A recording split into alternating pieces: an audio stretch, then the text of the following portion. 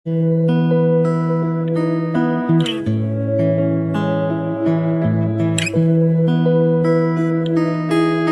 Evening. बराबर। Good evening. आगे हमने सुनीता विलियम में देखा था ना,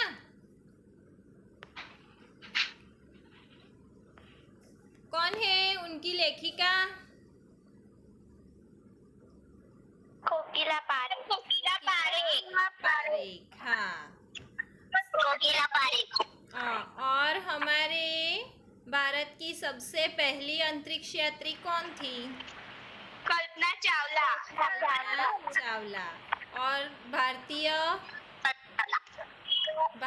कौन था? सुनीता विलियम तो सही, लेकिन और भी था कोई। कल्पना चावला के साथ था भारतीय, कौन था दूसरा? राकेश शर्मा। राकेश शर्मा। और उसके बाद कल्पना चावला के बाद कौन आया? सुनीता विलियम। तो हमने सुनीता विलियम के बारे में देखा था कि वो मूल तो कहाँ की है? अमेरिका की है ना? लेकिन उनका मूल गुजरात से है, क्योंकि उनके पिता दीपक पंड्या गुजरात के थे, इसलिए वो भारतीय भी है। लेकिन वो भारतीय नागरिक नहीं है। वो नागरिक कहाँ की है? अमेरिका की। अमेरिका की। पता है, ये सब हमने देखा था। आज हम आगे देखेंगे। हमने देखा था कि वो कैसे परीक्षण लेती है, नासा में उनका चयन होता है और अंतरिक्ष में जाने के लिए वो कड़ा परीक्षण देती है। और कड़ा परीक्षण देने के बाद, और वो परीक्षण कितने दिन चलता है, कितने साल चलता है? 8 साल।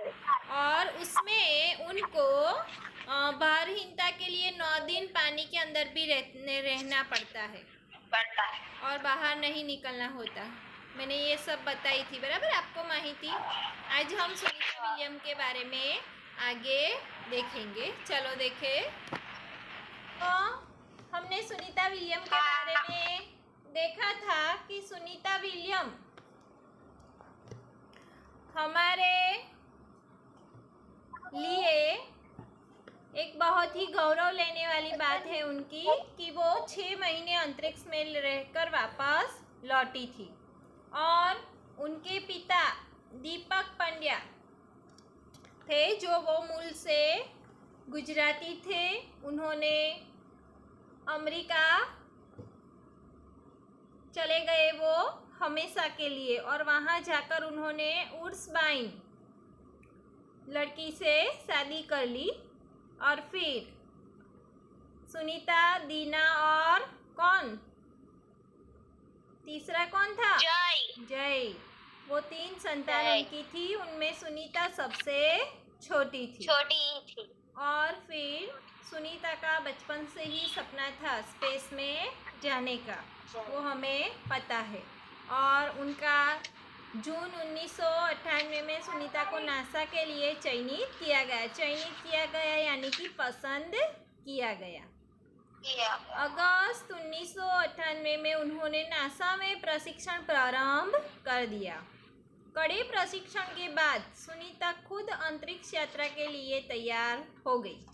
सुनीता बताती है कि अंतरिक्ष स्पेस स्टेशन में ज़िंदगी आसान नहीं है। बहुत ही ज़िंदगी वहाँ पर मुश्किल होती है। जैसे हम पृथ्वी पर रहते हैं आराम से, वैसे हम वहाँ पर नहीं रह सकते। वहाँ का जो हवामान है वो आबो हवा है। वैसे तो अंतरिक्ष में कोई हवामान या आबोहवा होता ही नहीं, कोई वातावरण ही नहीं होता। ये हम हमारे सामाजिक विज्ञान में पढ़ते हैं।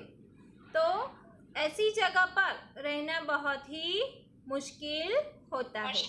खाने से लेकर नहाने तक सब कुछ कठिन है। खाना खाने से लेकर पानी पीने से लेकर सब कुछ कठिन है। लौटने भी, हम वहाँ से वापस लौटते हैं तो भी हमें बहुत ही मुश्किल होती है। आराम में चलने फिरने में भी दिक्कत होती है। हमारी हड्डियाँ, हम स्पेस में जाते हैं तो वो कहती है कि वहाँ पर हड्डियाँ जो है वो कमज़ोर हो जाती है। और दिमाग पृथ्वी के वातावरण से होकर हम अंतरिक्ष में जाते हैं जहाँ पर शून्यावकाश है, तो वहाँ पर हमारा दिमाग तैयार होने में समय लगता है। सुनीता ने खुद को अंतरिक्ष प्रशिक्षण लेकर तैयार किया। सुनीता ने पहले तो स्पेस में जाने के लिए खुद को पृथ्वी पर ही, जैसे अंतरिक्ष में रहते हैं ना, वैसे वातावरण को यहाँ बनाया पृथ्वी पर, और फिर वो उस वातावरण में रही। उस वातावरण में रहना, चलना फिरना सब प्रशिक्षण लिया। उसके बाद वो अंतरिक्ष में गई। वैज्ञानिक तकनीकें भरे व्याख्यान, रूस में रहकर अंतरिक्ष कार्यक्रम तथा उनके यान आदि के बारे में जानकारी प्राप्त की। उनके गोताखोरी में अनुभव होने वाले भारहीनता से स्पेस वॉक प्रशिक्षण में सहायता प्रदान की। अंतरिक्ष यात्रा के संदर्भ में बहुत सी वैज्ञानिक जानकारियाँ और मुश्किलों के बारे में जाना। उन्होंने पहले तो जाना कि वहाँ कौन कौन सी मुश्किलें आती है और उन मुश्किलों का सामना कैसे किया जाए, और इसके लिए उन्होंने पहले अपने आप को तैयार किया। उसके बाद वो पूर्ण तरह तैयार हो गई स्पेस में जाने के लिए, और फिर वो अंतरिक्ष में गई। सुनीता पूरी तैयारी के लिए 9 दिन पानी के अंदर रही। 9 दिन पानी के अंदर ही रही, बाहर नहीं निकली। 9 दिन के बाद वो बाहर निकली।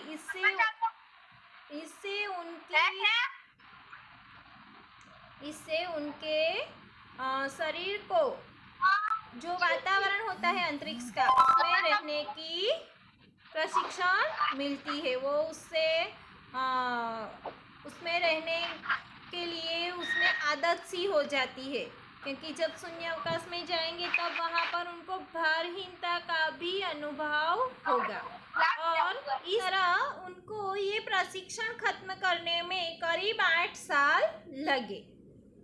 डिस्कवरी अभियान फ्लोरिडा से केनेडी स्पेस सेंटर से फ्लाइट इंजीनियर के तौर पर डिस्कवरी मिशन में शामिल होने के बाद 10 दिसंबर 2007 को अटलांटिस अंतरिक्ष यान से सुनीता स्पेस स्टेशन पहुंची। वो कब गई? 10 दिसंबर 2007 को। उनके यान का नाम क्या था? अटलांटिस अंतरिक्ष यान, ये याद रखना। 17 सितंबर को अंतरिक्ष में चहलकदमी की और वहाँ कब पहुँची? 17 दिसंबर को, 7 दिन के बाद। पृथ्वी से 360 किलोमीटर की दूरी पर कक्षा में स्थित अंतर्राष्ट्रीय अंतरिक्ष स्टेशन की गति प्रति घंटे 27,744 किलोमीटर थी। जो पृथ्वी से अंतर्राष्ट्रीय स्पेस स्टेशन दिखाई दे रहा है। जब हमारा लॉकडाउन चल रहा था तभी 4-5 दिन जो लॉकडाउन के कारण प्रदूषण कम हो गया था, तभी 4 से 5 दिन तक ये अंतर्राष्ट्रीय स्पेस स्टेशन हमें हर रोज हमारी कक्षा में आकर घूमते हमने देखा। आपने देखा था? ये जो अंतर्राष्ट्रीय अंतरिक्ष स्टेशन है वो लॉकडाउन के दरमियान जो प्रदूषण कम हो गया था तभी वो हमारी पृथ्वी के पास से पसार होता था, और 2 अंतरिक्ष स्पेस स्टेशन हमें हर दिन दिखाई दे रहे थे। किसने देखा था? किसी ने? Yes ma'am. हाँ, मैंने भी देखे थे ये स्पेस स्टेशन। और कोई ने देखे थे?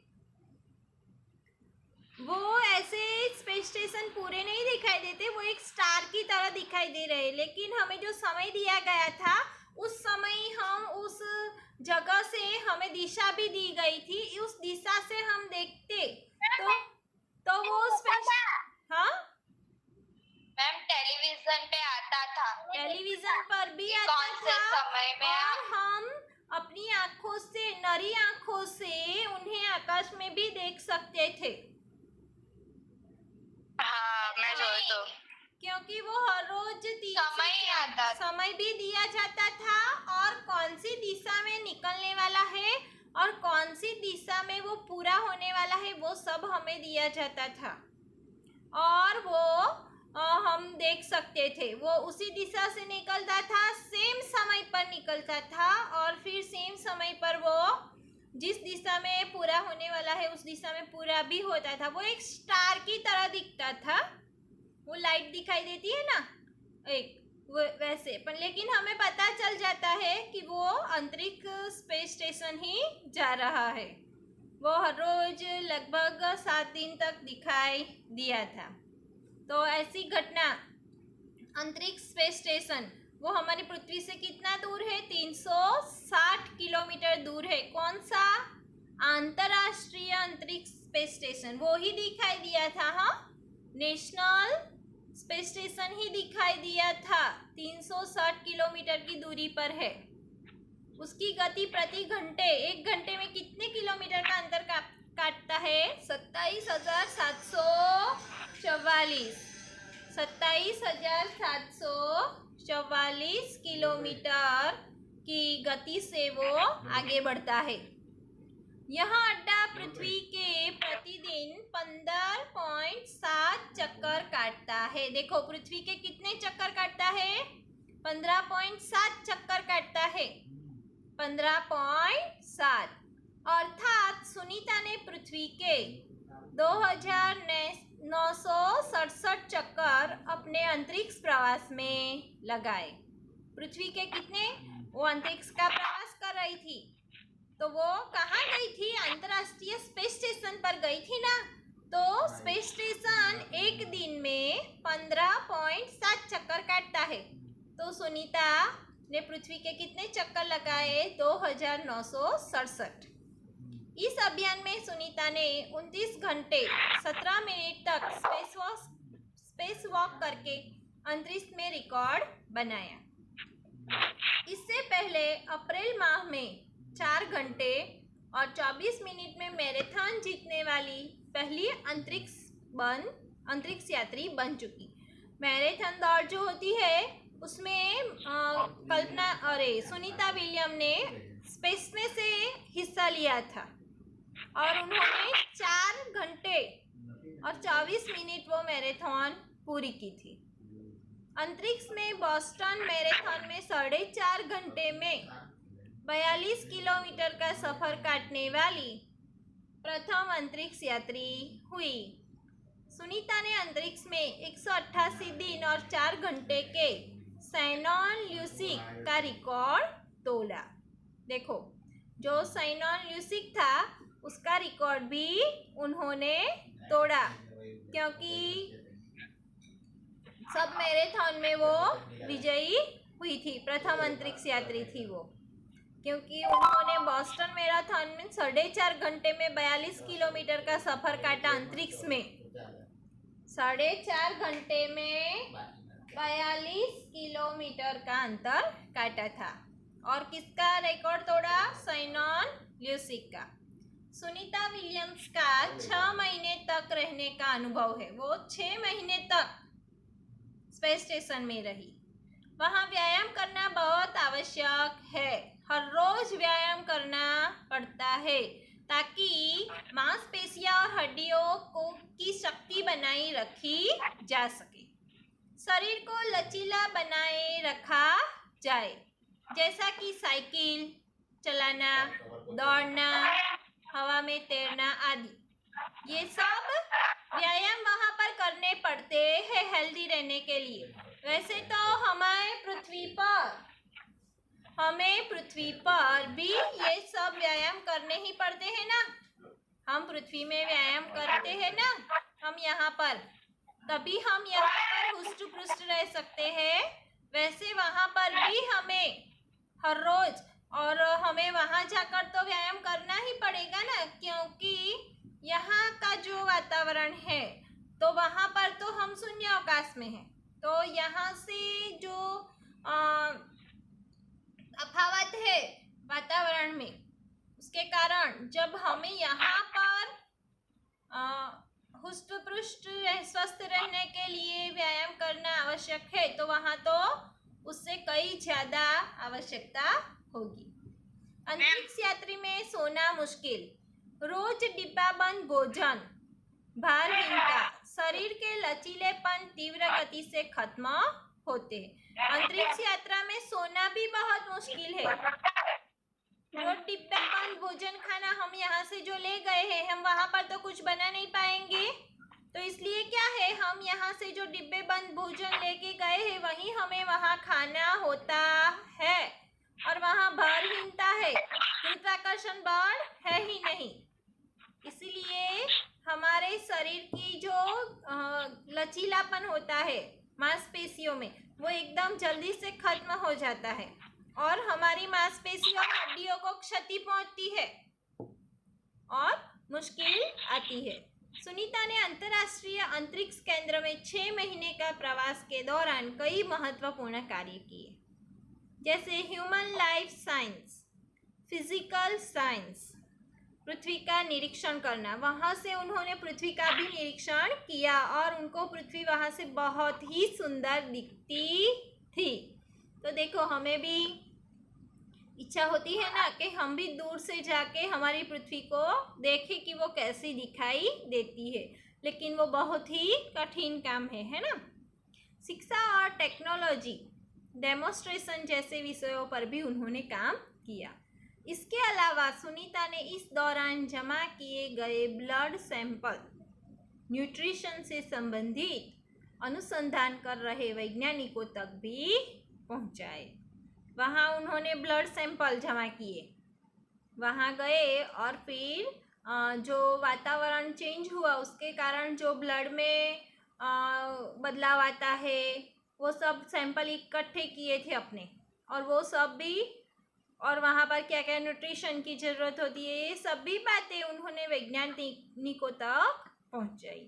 तो ये था हमारा सुनीता विलियम का सफ़र पृथ्वी से स्पेस तक का। समझ में आया आपको? सुनीता कहती है कि पृथ्वी वहाँ से बहुत ही शानदार लगती है और उसे अलग नज़रिए से देखने का मौका अंतर्दृष्टि से मिलता है। अपने ग्रह को आने वाली पीढ़ी के लिए बचाए।